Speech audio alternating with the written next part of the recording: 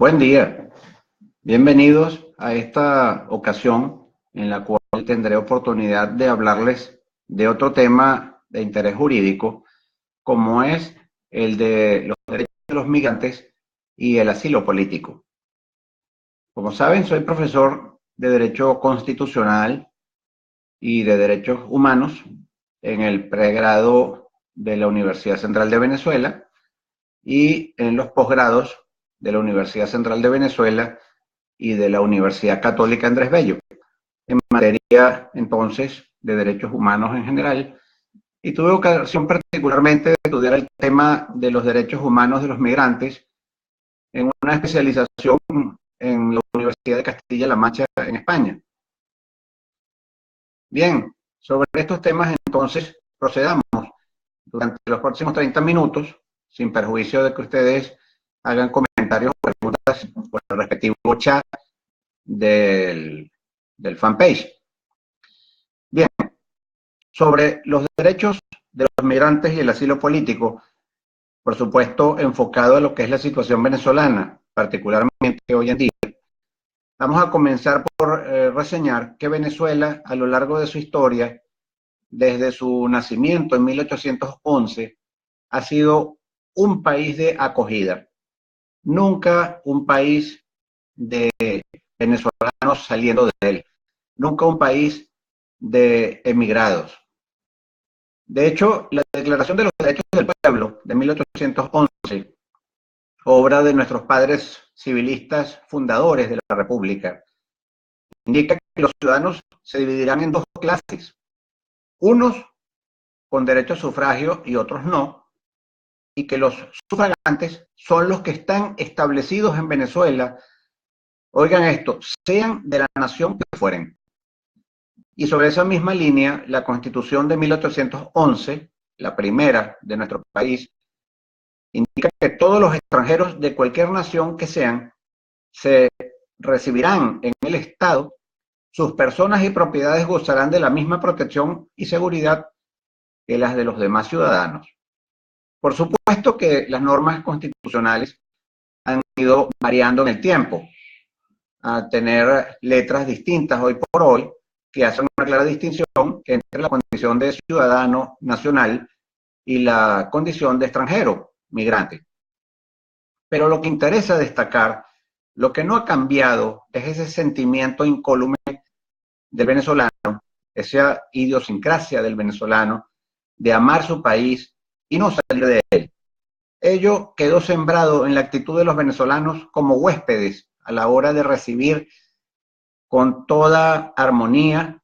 y buena disposición a las personas que han venido a lo largo de su historia de Europa o del continente americano, huyendo de guerras, huyendo de persecuciones, huyendo de regímenes totalitarios y autoritarios. Pues bien, ahora resulta que eso ha cambiado. En los últimos años, 200 años de historia, en la sensación del venezolano, han variado drásticamente para convertirse en un país de sálvese quien pueda. Y esto lo digo porque tenemos ante nosotros una estadística espeluznante del 7% de la población total del país, 7% de los venezolanos, superando 2 millones de personas, conforman en la actualidad una diáspora venezolana. Gente que ha tenido que irse de su país, no por una decisión individual de querer echar raíz en otra parte, sino expulsados en contra de su voluntad por una situación que cada día deviene peor y peor desde el punto de vista de la seguridad, de la política, el tema económico, el tema del desabastecimiento alimenticio y de salud. Se trata de escapar masivamente a situaciones invivibles que son contrarias a los derechos humanos en vista de que el gobierno venezolano no es capaz de cumplir, de honrar sus obligaciones constitucionales e internacionales en materia de tutela de la libertad de las personas dentro del territorio de la República. La inseguridad personal, la deplorable situación económica, el desabastecimiento de medicinas y de alimentos, la persecución y la represión a la disidencia política ha hecho que jóvenes, en gran parte, como también empresarios y profesionales y familias enteras, hayan tenido que verse precisadas en contra de su voluntad a buscar mejor futuro, a buscar mejores condiciones de vida, allí donde el gobierno de su país no es capaz de ofrecérselas. Veamos la situación del venezolano extranjero y sus derechos. Ante todo, el extranjero, venezolano o no, obviamente, en cualquier lugar donde se encuentre, es una persona humana. Desde el punto de vista ontológico, el titular de los derechos humanos es la persona humana y el extranjero lo es, por lo que todos los extranjeros, como personas humanas, son titulares de todos y cada uno de los derechos humanos, con exclusión solamente y bajo determinadas circunstancias y excepciones de los derechos políticos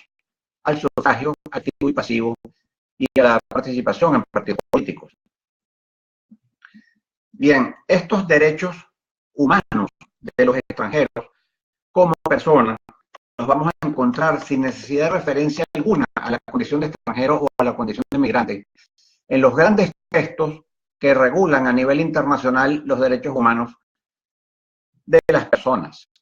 Digámoslo así, no obstante suene redundante, porque de lo que se trata, como lo establece el artículo 3 de nuestra Constitución, es que el fin último del Estado es la protección de la persona humana y de su dignidad. Estos grandes textos son la Declaración Universal de Derechos Humanos, la Declaración Americana de los Derechos y Deberes del Hombre, la Convención relativa a la lucha contra la discriminación en la esfera de la enseñanza, la Convención Internacional sobre la eliminación de todas las formas de discriminación racial, el Pacto Internacional de Derechos Civiles y Políticos, el Pacto Internacional de Derechos Económicos, Sociales y Culturales, la Convención sobre la eliminación de todas las formas de discriminación contra la mujer y la Convención sobre los Derechos del Niño. Por supuesto que tenemos otros textos, pero estos los queremos destacar como los más trascendentales. Por supuesto, es bueno mencionar que tenemos la Declaración de Naciones Unidas de 1985 sobre los derechos humanos de los individuos que no son nacionales del país en que viven. Es interesante que la humanidad haya tenido que generar una declaración especial para los extranjeros, cuando tenemos una Declaración Universal de los Derechos Humanos y los extranjeros lo son. Pero bueno, bienvenido lo que, aunque redunde y sea innecesario, pues tampoco perjudique y eventualmente para los exegetas pueda ayudar. Encabezamos con ella, con esa declaración mencionada, a una lista de convenios internacionales,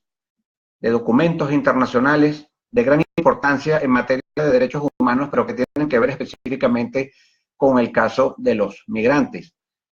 como son el convenio relativo a los trabajadores migrantes, la Convención sobre el Estatuto de los Refugiados, las recomendaciones sobre trabajadores migrantes de la OIT, el convenio sobre las migraciones en condiciones abusivas y la promoción de la igualdad de oportunidades y de trato de los trabajadores migrantes,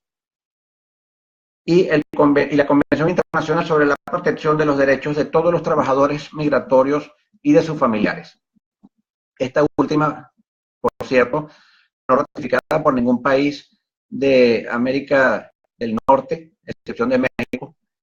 ni de Europa Occidental, pero tampoco por Venezuela. Bien, ¿cuáles son las alternativas migratorias que el acontecer nos ha mostrado que han sido utilizadas por los venezolanos? Vamos a pensar en tres alternativas. La primera es la de quienes tienen la fortuna, por lo ventajoso que resulta, de ser hijos o nietos de inmigrantes. Es decir, de gente que acogió Venezuela con los brazos abiertos cuando ellos tuvieron que huir de sus países, de las malas situaciones de sus países, de gobiernos represores, dictaduras y guerras. Notablemente europeos como italianos, españoles y portugueses, pero también de colombianos, entre otros. Estas personas obtienen sus nacionalidades con prácticamente total facilidad y ayudas y beneficios para instalarse en los respectivos países. Son entonces los que no tienen inconveniente, los que se ubican rápidamente, a pesar de que tengan que buscar orientaciones laborales o profesionales diversas, pero en general se ubican bien y solamente tienen que enfrentar el hecho de las problemáticas de adaptación, eventualmente ciertos prejuicios de los cuales sufren incluso los españoles en relación a los latinoamericanos, problemas de acento, problemas culturales, el dolor de dejar atrás familiares y amigos, pero en definitiva son los que están bien. Luego están las personas que son exclusivamente venezolanas, que no tienen otra nacionalidad y que salen del país con visa de estudiante o con visa de empresario, emprendedor, comerciante, profesional o investigador.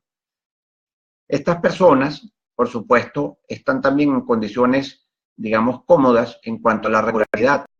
de su permanencia en el país de destino,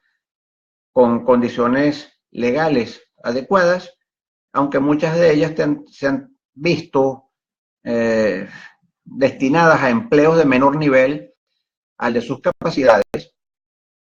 o de realizar actividades distintas a las cuales están habituadas y para las cuales están muy bien preparadas. Sin embargo, son circunstancias que se aceptan a cambio de la calidad de vida, de la seguridad, de la comodidad económica y todos estos factores. Tenemos el caso, por ejemplo, de médicos que se ven en la imposibilidad de ejercer la profesión como tal en otro país, pero sí les permite ser investigadores universitarios o en centros académicos de otra naturaleza. Luego tenemos los venezolanos que o bien salen con visa de turista o van a países a los cuales no se exige visa de entrada alguna, de lo cual hay que decir, ya se eliminó para los venezolanos esa posibilidad en Reino Unido, en Panamá, en Honduras y en otros países. Pues bien, estas personas que entran a aquellos países que aún no exigen visa, como Francia, España, Italia, digamos, o que entran con visa de turista, por ejemplo, a los Estados Unidos, cuentan con 3 meses, de acuerdo a las normativas internacionales, con 3 meses de estadía legal bajo esa condición de turista para tratar de encontrar una forma legal de permanecer, lo cual no siempre es evidente, no siempre es sencillo, no siempre obtiene un resultado favorable, con el sustento de supervivencia. Muchos se tienen que ver visto obligados a trabajar, como dicen, en condiciones deplorables, en condiciones clandestinas, trabajo a la negra, como se dice también en lenguaje coloquial, trabajos no regulares, trabajos no declarados, y con los riesgos consabidos de poder ser deportados en cualquier momento, si tras una pesquisa se les descubre su situación de presencia ilegal. Esta es la situación de la gran parte de los migrantes venezolanos. Migrantes que logran estar en una situación no tan deplorable como las de personas oriundas, por ejemplo, del África subsahariana, básicamente porque el venezolano en general migra siguiendo familiares y siguiendo amigos que al menos durante una primera temporada les pueden acoger mientras regulariza su situación. Bien, dada esta situación, entonces se plantea el asilo, la solicitud de asilo político como una posibilidad para el venezolano. Por tanto, paso a analizar la situación del asilo político, pero advirtiendo de una vez que no es una cuestión que se pueda tomar a la ligera, es una cuestión que implica grandes riesgos, es una cuestión que debe ser vista como la última herramienta a considerar. Por eso indiqué 3 alternativas migratorias más el asilo y no 4 alternativas incluyendo el asilo. Frente a la imposibilidad de obtener un estatus legal de permanencia, no solamente por las trabas que normalmente tienen las legislaciones internas de los países destino, sino también por las dificultades desarrolladas por las autoridades venezolanas, que dificultan la consecución de documentos legales. Todos sabemos las veces que cierran las notarías, que cierran los registros, o que no se prestan completamente los servicios, no se entregan actas del Estado civil, los problemas de apostillado, lo caro que se ha vuelto todo, que es también un problema indudablemente imputable al gobierno, los antecedentes penales, etcétera. Y por supuesto, la ausencia, ya por hoy un hecho notorio, la ausencia de protección consular, puesto que las autoridades consulares, en lugar de reconocerse como lo que deberían ser autoridades u oficinas al servicio de los nacionales del país que representan, para atenderles, para prestarles apoyo, para serles útil, para estar al servicio suyo, como reza la Constitución, lo que hacen es servir al gobierno autoritario en funciones. Y también lo que es tan dramático a denunciar, como ya se ha hecho, la no renovación y hasta la anulación de pasaportes, entre otros elementos. Todo ello ha hecho entonces que muchos venezolanos volteen su vista hacia la figura del asilo político. La tasa de solicitudes de asilo en países como los Estados Unidos de América, México, Brasil, Argentina, Uruguay y España, apenas para mediados de este año 2017, resultó ser más de 50.000 solicitudes de asilo. Ese es un tema tan grave que perfectamente el alto comisionado de Naciones Unidas para los Refugiados pudiera empezar esto a considerarlo como un tema más que de asilo, de refugio, más que de solicitantes de asilo, de refugiados, de desplazados por razones económicas, por razones de crisis humanitaria. Solamente que el venezolano no lo ha planteado en términos colectivos, sino bajo salidas individuales, precisamente porque el venezolano no tiene hábito, como lo mencioné al principio, de emigrar. Es un gran huésped, es un excelente anfitrión, recibe a sus huéspedes de brazos abiertos, pero no ha sabido todavía cómo utilizar con mayor inteligencia la necesidad de salir del país, que, como hemos visto, no es individual, sino que afecta a los venezolanos en general. La insuficiencia y el respeto por parte del gobierno de sus obligaciones derivadas del derecho migratorio y del derecho internacional de los derechos humanos ha presentado la figura del asilo político como una posibilidad. No el asilo diplomático, que es algo distinto. Hablamos del asilo político, es decir, el regulado por la Convención sobre Asilo de 1928, tratados modificatorios y textos adicionales. Asilo político que está previsto en la Declaración Universal de Derechos Humanos. En caso de persecución política, toda persona tiene derecho a buscar asilo y a disfrutar de él en cualquier país. Por supuesto que todo país tiene a su vez el derecho de totalmente soberano de decidir si efectivamente las razones aludidas son de forma sincera de carácter político y no de otra naturaleza, por cuanto entonces el asilo es rechazado. La Declaración Americana sobre los Derechos del Hombre, la Convención Americana sobre Derechos Humanos, específicamente indica que toda persona tiene el derecho de buscar y recibir asilo en territorio extranjero, en caso de persecución por delitos políticos o delitos comunes vinculados o conexos con situaciones políticas. Y lo que es muy importante, es la Carta de los Derechos Fundamentales de la Unión Europea, porque es el único documento a nivel, o con esa relevancia internacional a nivel regional europeo, que consagra el derecho de asilo. No lo hace el Tratado Europeo sobre Derechos Humanos y Libertades Públicas.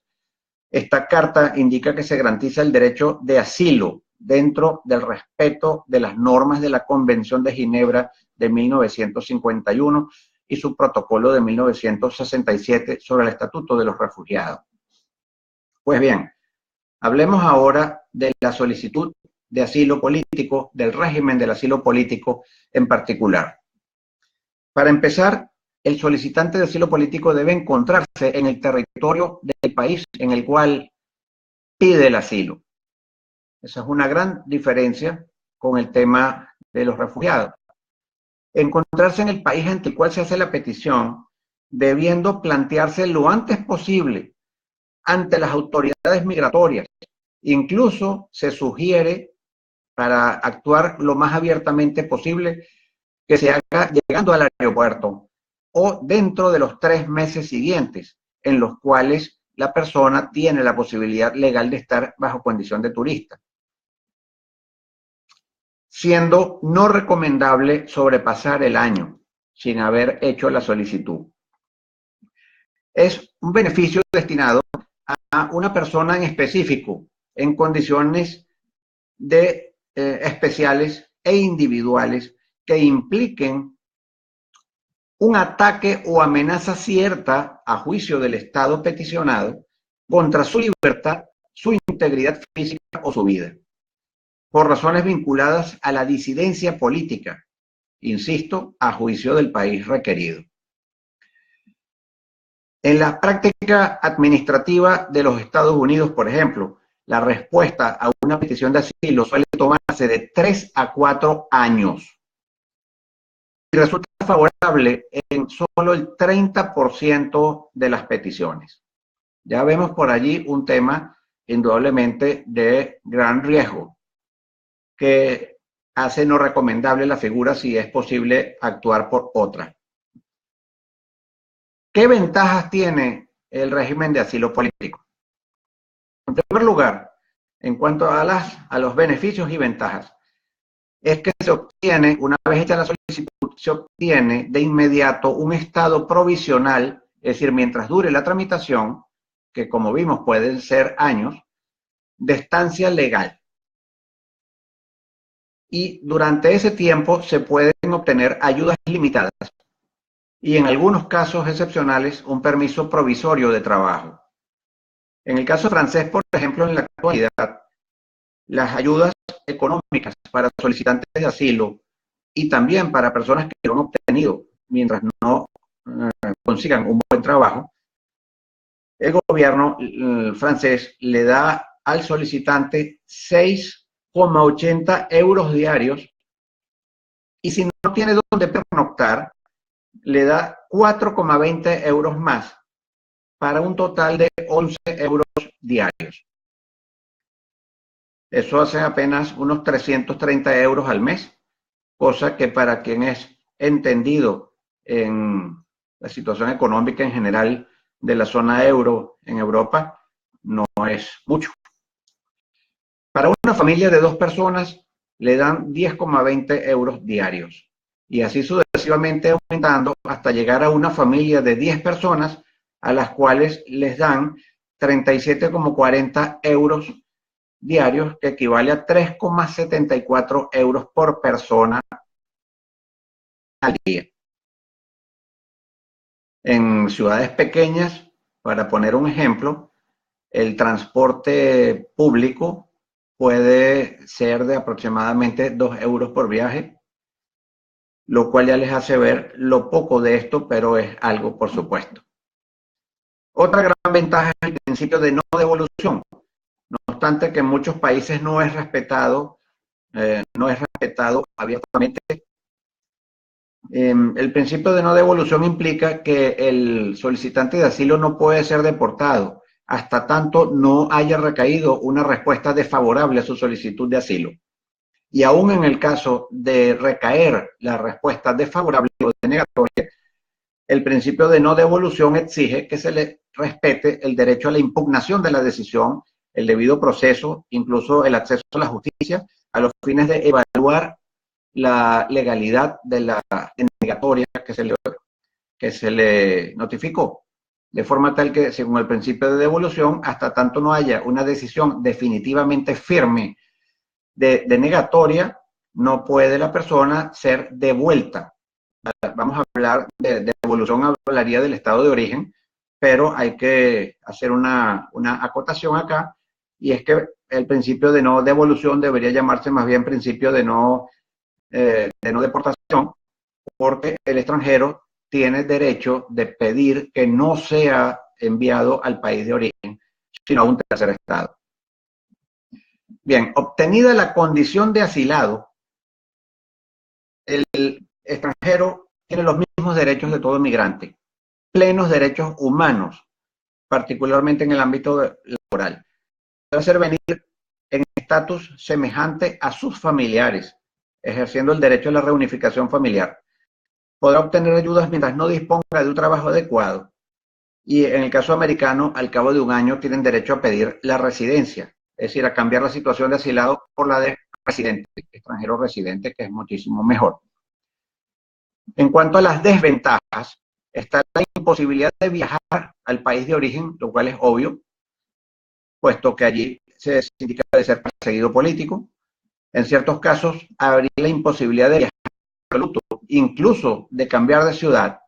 dentro del mismo país. No se accede a determinados tipos de empleo o de beneficios sociales, etc. Otra desventaja es que en el país de origen se va a obstaculizar el envío de sus haberes, se confiscarán sus bienes muy probablemente, se tomará represalias contra los familiares, etc. Por supuesto, el riesgo mayor siempre es el de la deportación denegatoria, seguida de prohibición de volver al país si se considera que hubo declaración falsa por un tiempo variable de años. Bueno, terminemos ahora hablando de grave violación de derechos humanos en la práctica en cuanto al asilo se refiere.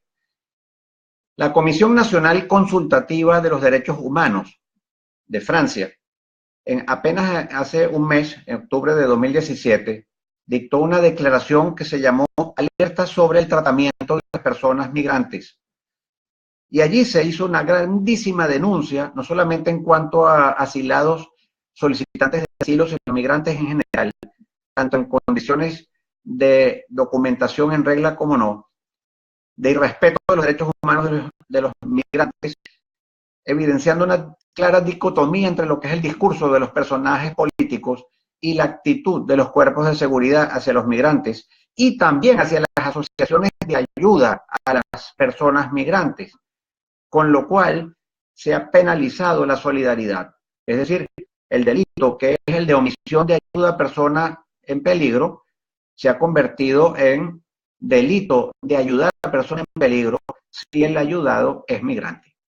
en condiciones legales o no. Es gravísimo esto. Además, se denuncian las evacuaciones sorpresivas de sitios donde se reúnen los refugiados, los migrantes, que impiden la alimentación y las consultas médicas, hacinamientos en lugares inapropiados y sin acompañamiento, intimidación, violencia, destrucción de refugios, ropas y objetos personales que son quemados, sin procedimiento alguno, cuidado, lanzamiento de gases lacrimógenos contra adultos y niños, reticencia a aplicar la ley, puesto que todos los derechos de los migrantes están reconocidos en las convenciones mencionadas y las leyes de migración suelen simplemente evocarlos o referirse a ellas, y a las sentencias que exigen el cumplimiento de esas leyes. Por ejemplo, en el caso de menores extranjeros solos, migrantes, se menoscaba el principio de interés superior del niño y es violado. Por ejemplo, la sentencia del Consejo de Estado francés, que obligó al gobierno francés a darle alojamiento de urgencia, salud, alimentación, protección y educación primaria a los menores migrantes solos, es claramente burlada una y otra vez, toda vez que lo que debería ser la presunción de minoridad es tomada por las autoridades migratorias francesas, por los cuerpos de seguridad del Estado francés, no como presunción de minoridad, sino como presunción de mayoridad, con lo cual la persona es presumida mayor de edad y por tanto se le desconocen esos derechos mínimos de protección a la niñez y se le coloca en sitios hacinados en condiciones deplorables como si fuese adulto. También se viola el derecho de asilo y todos los demás derechos de los migrantes legales mediante controles discriminatorios sistemáticos y selectivos fundados en la apariencia de las personas, es decir, temas de prejuicios graves, sobre todo a las personas de raza negra y a las personas de cultura árabe o de apariencia del Medio Oriente. Por otra parte, la Oficina Francesa de Protección de Refugiados y Apátridas y la Corte Nacional del Derecho de Asilo justificaron el rechazo de solicitudes de asilo presentadas por ciudadanos chinos, sobre pretexto de que esas personas chinas salieron de su país con pasaportes con identidades verdaderas. Estas decisiones se fundaron en doctrina administrativa canadiense, que sin embargo fue anulada por decisiones judiciales canadienses al indicar que no se pueden aplicar prejuicios en el sentido de que si una persona sale con un pasaporte emitido por las autoridades de su gobierno e identificándose y refiriendo a su identidad real, eso excluiría su condición de perseguido político porque se presumiría, dicen esas decisiones, que si esa fuese la condición de la persona, uno, no le habían dado el pasaporte y si le hubiesen dado el pasaporte, las autoridades migratorias aeroportuarias no lo habrían dejado salir del país. Pues bien, las autoridades judiciales canadienses dijeron que eso violaba el principio del contradictorio, violaba el debido proceso,